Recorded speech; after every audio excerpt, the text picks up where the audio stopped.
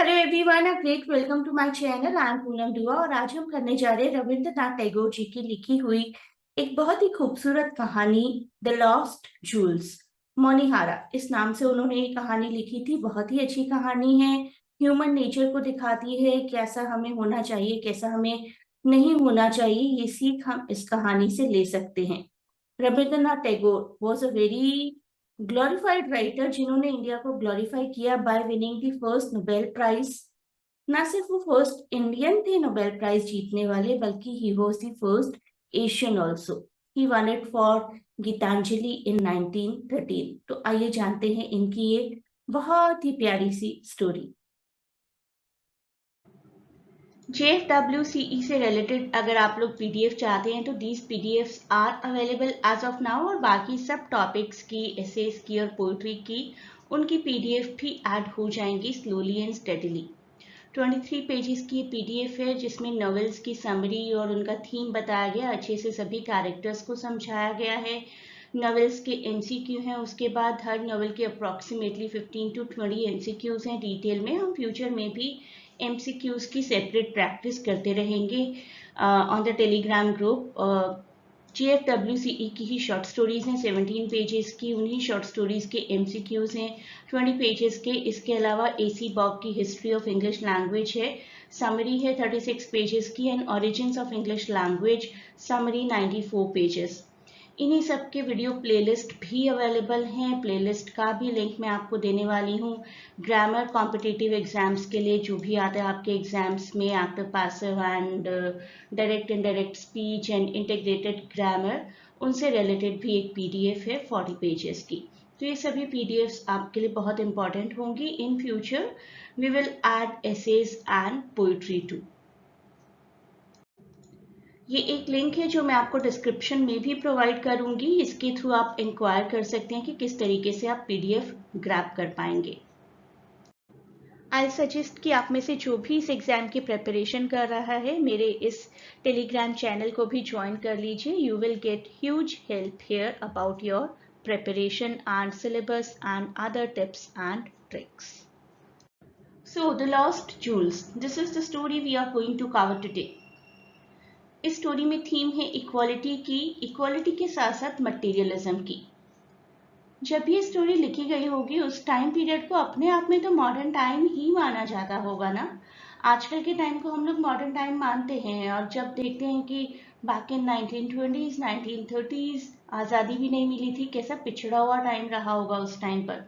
लेकिन नहीं, कोई भी वक्त अपने आप में मॉडर्न होता है और अपने तरीके की इक्वालिटी कैरी करता है। अपने तरीके का कंट्रोल, ट्रस्ट, अपीयरेंस, सेल्फिशनेस, जो भी उस कल्चर का उस पॉइंट ऑफ टाइम पर पार्ट है, वो सब कुछ हमें किसी भी कॉन्टेम्प्रेरी बुक में, स्टोरी में, नॉवेल में देखने को मिलता है। और यहाँ पर हमें उसी टाइम का बंगाल देखने को मिलता है जबकि ये स्टोरी है।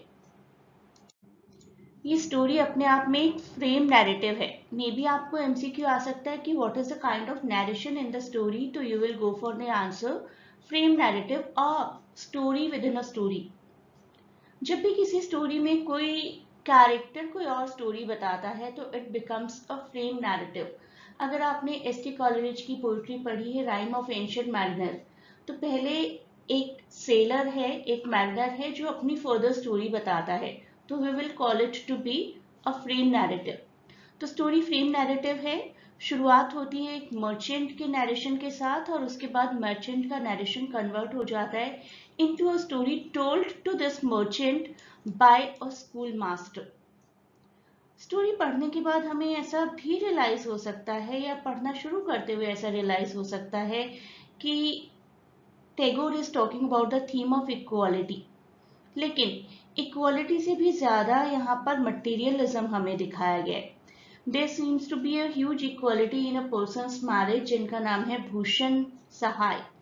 लेकिन उस इक्वालिटी के साथ साथ किस तरीके से मटेरियलिज्म भी दिखाया गया है very beautifully, that has been told by Tagore जी।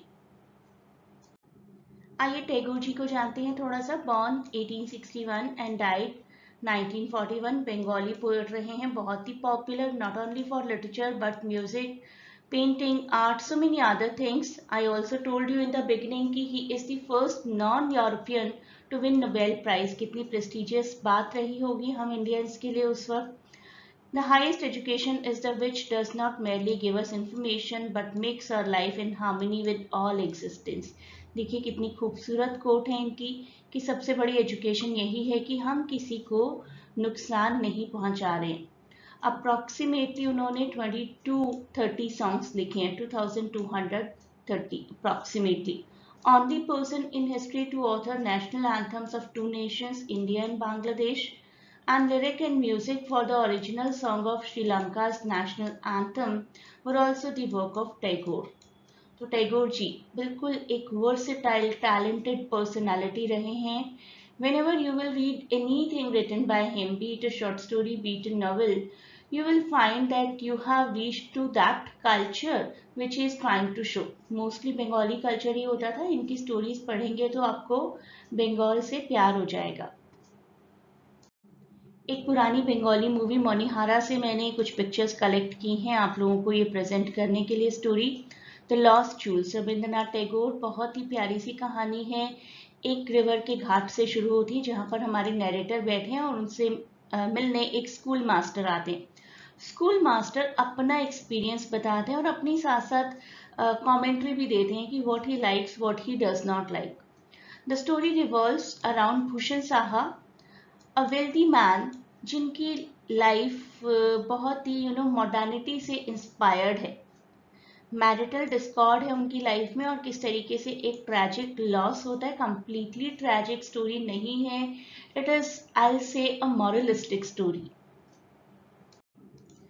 ये है हमारे नैरेटर और ये है हमारे school master.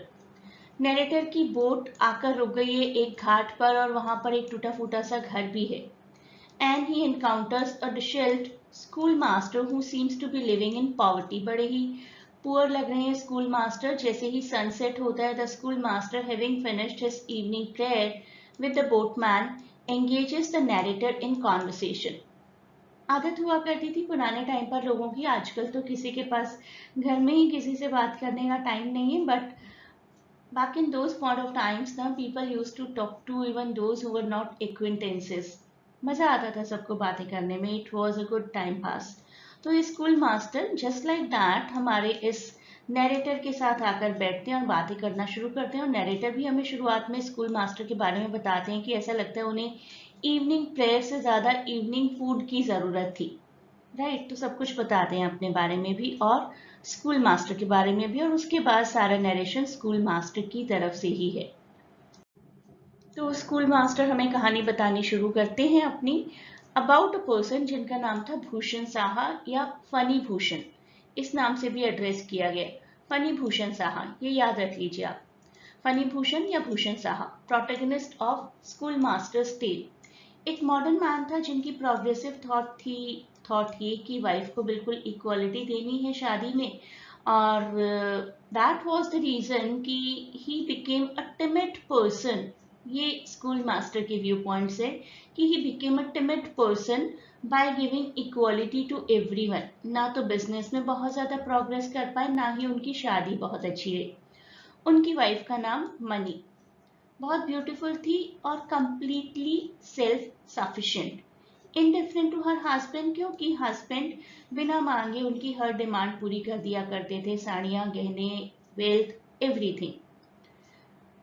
Despite Bhushan attempt to win her affection. तो ये सब कुछ देखकर भूषण जी उनका अफेक्शन जीतना चाहते थे. लेकिन जो स्कूल मास्टर ने कहा है वो मैं आपको बता रही हूँ. स्कूल मास्टर ने कहा है कि फीमेल्स को हमेशा से सिखाया जाता है कि हस्बैंड के लिए कुछ करिए, कुछ त्याग, कुछ सेक्रीफाइस, कुछ cooking, show your beauty, and then he will be attracted towards you and then he will give you lots of jewelry and all the materialistic things. Again I'll say कि these are the viewpoints of the school master, not mine. तो school master जी ने ऐसा कहा कि अब इस female को तो जरूरत ही नहीं पड़ी कि कभी रूठे उन्हें मनाया जाए, उनके लिए कुछ लाया जाए, वो कहें कि मैं ये काम नहीं करूंगी तो मुझे मुझे कुछ मिलेगा तो मैं ये काम करूंगी। लेकिन ऐसा उनके पास कुछ था ही नहीं। उन्हें बिन मांगे ही सब कुछ मिल जाता था, सब लग्जरीज मिल जाती थी। इस वजह से इन दोनों के बीच में, अकॉर्डिंग टू स्कूल मास्टर, कभी अच्छा रिलेशनशिप नहीं बन पाया। जो पीडीएफ मैं आपको प्रोवाइड करूंगी उसमें स्टोरी की पूरी समरी भी है और फुल टेक्स्ट भी है स्टोरी का। बहुत ही अच्छी हेल्प मिलेगी आपको पीडीएफ से। तो आगे देखते हैं। भूषण जी को बिजनेस में कुछ क्राइसिस होने लगे और उन्हें एक लार्ज सम ऑफ मनी चाहिए था कुछ क्रेडिट सेटल करने के लिए। ही थॉट टू मच कि कहाँ से करें, कैसे किया जाए। लेकिन इतनी हिम्मत नहीं थी कि अपनी वाइफ को अप्रोच कर पाए।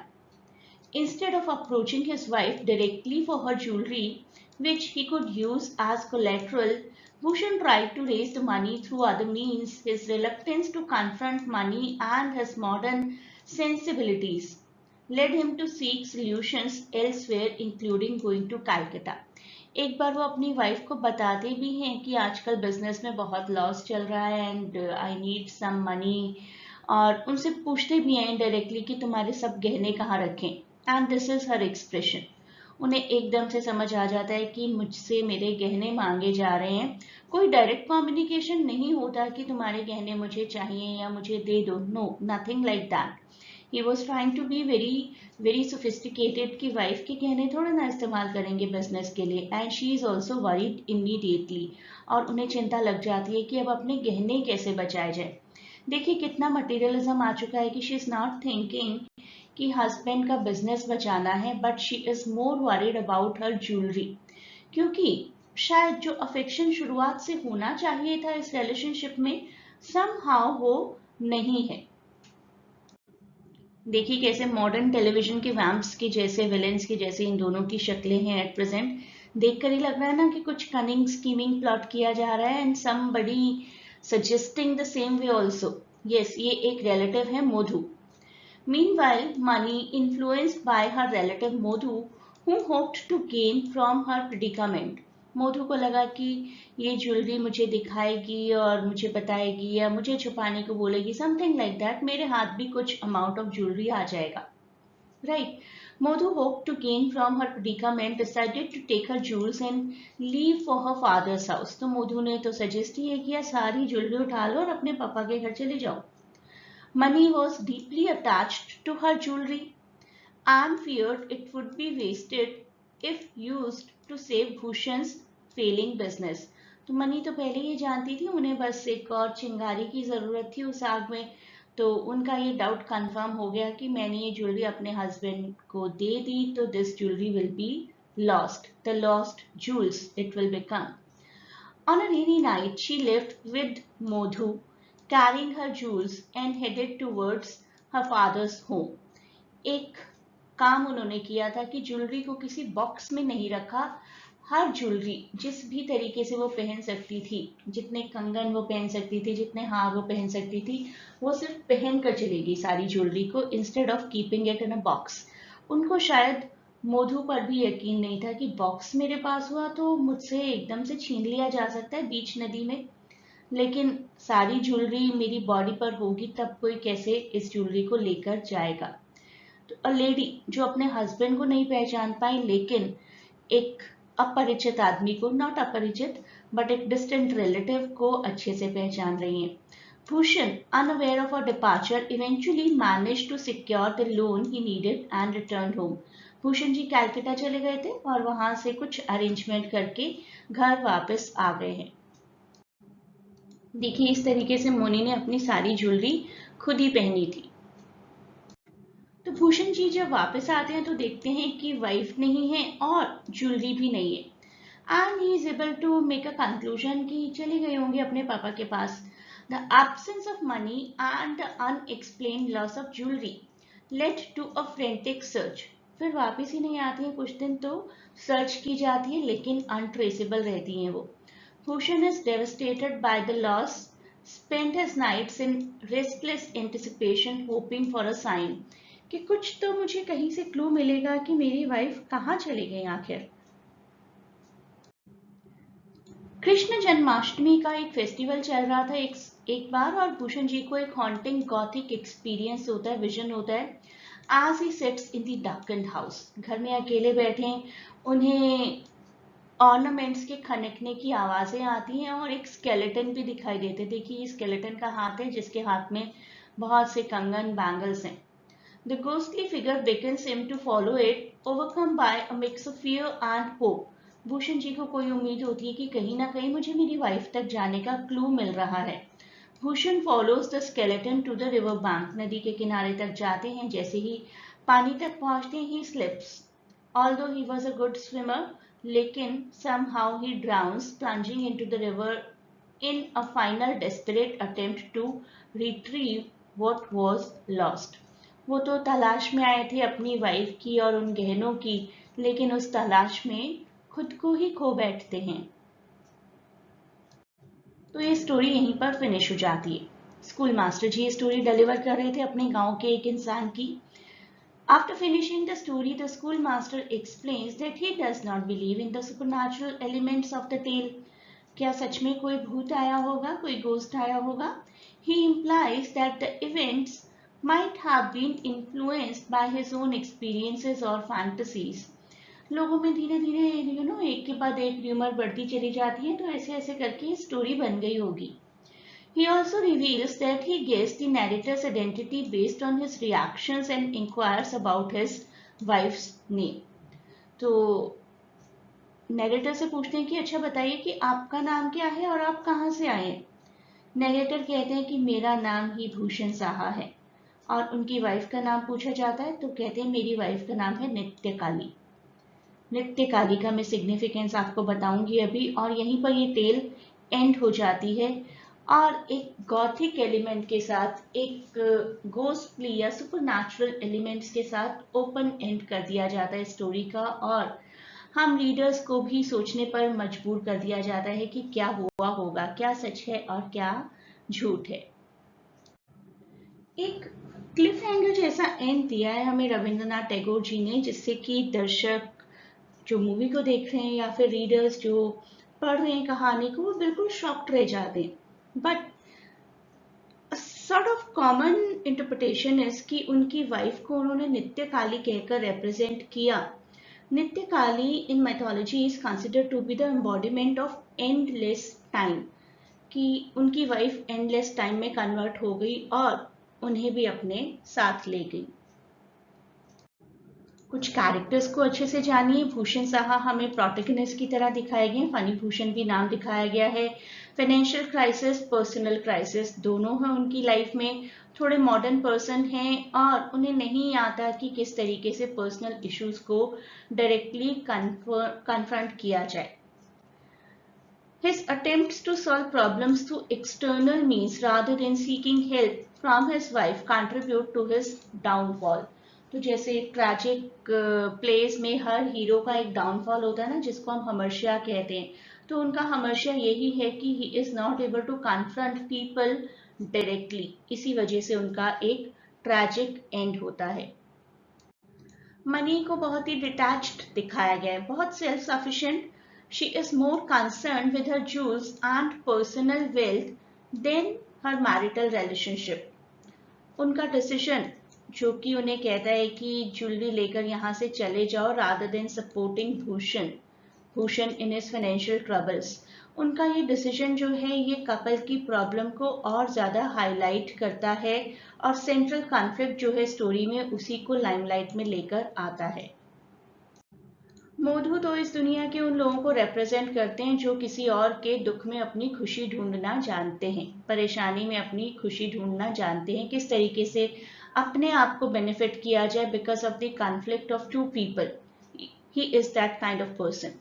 His intention to gain from money's predicament adds another layer of complication to the already strained relationship between this couple, Mani and Bhushan.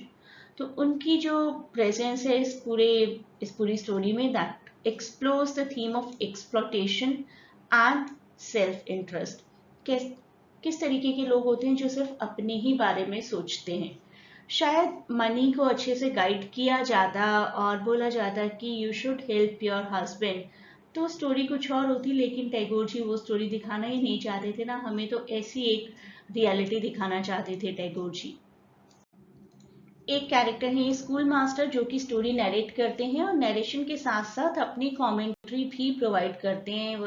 How does he take the relationship of this husband and wife do. और एक है हमारे narrator जो कि story को सुन रहे हैं school master से और लास्ट में रिवील करते हैं, भूषण साहब ये तो मैं ही हूँ। वेल्थ एंड मटेरियलिज्म देखिए कितने अच्छे से दिखाया गया है कि मटेरियलिज्म हमारे दिमाग पर कभी कभी इतना हावी हो जाता है कि we think only about money, we do not even think कि सिर्फ मनी लेकर क्या करेंगे जब कोई अपना हमारे साथ ही नहीं होगा। एक क्वेश्चन मैं आपसे पूछ रही हूँ, इसका आंसर मुझे कमेंट्स में दीजिएगा और पीडीएफ में बहुत से क्वेश्चंस होंगे जो आपके एग्जाम्स में आएंगे।